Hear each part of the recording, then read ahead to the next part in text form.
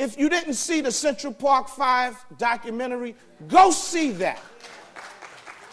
When I saw that, I only had like 4 years on the job at the time, so I was just learning. But what really was heartfelt was when you looked at those young boys, and I know the whole story. When you look at those young boys who was crying and pouring out for help, and they thought they were going to get it from their parents, the parents didn't even know how to protect their kids when it came to law enforcement. That's why we educate the community on what to do when stopped by the police. We educate parents because parents don't know, even if you do, which you shouldn't, but if you do give the police department the permission to talk to your loved one, if you do, at any given time, you can stop it. At any given time. But you never should give the police department the permission to speak to your loved one if they're arrested. We tell the young folks out there, don't speak to them. I'm going to use part of my time to just give you a simple demonstration of what I teach young kids. When you're walking down the street, you get a call, and the police get a call. If the police stop you in an area, I'm going to give you a Saturday night, whatever area you're at, and the police stop you, do you know why they're stopping you? They're stopping you because you're the only one in that vicinity. So right then and there, you are the perpetrator. You don't know you're the perpetrator because they're not going to tell you you're the perpetrator. What they try to do is stop you by engaging you. How you doing, sir? Or whatever. Sir, did you see a car? Did you hear a gunshot? Did you see somebody run? And what you think is because you're not the perpetrator, right? You tend to think, well, let me help them out or let me defend myself. You don't have to defend yourself. The burden of proof is on them. Keep your damn mouth shut.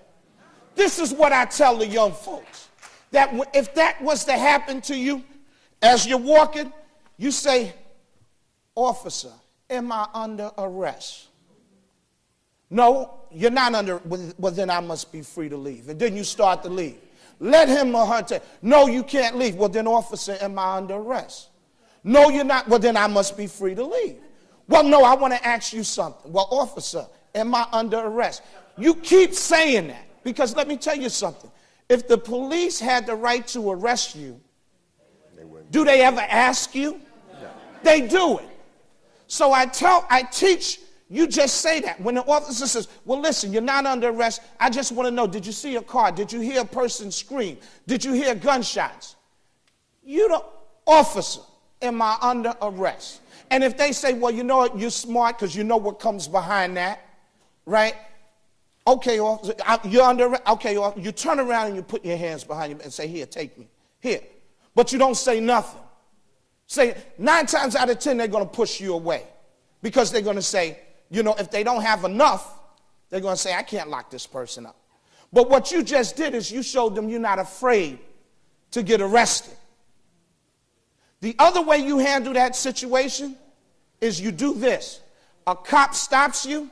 Excuse me, you live around here? This is what you do. And you look him or her straight in the eye and you just do this. Excuse me, did you hear what I said? Do you live around here? Can you tell me your name? It's easy. Just don't say nothing. Now they got a decision to make. Either lock you up, beat you up, or let you go. Now there's going to be some derogatory statements coming behind that. But you know what?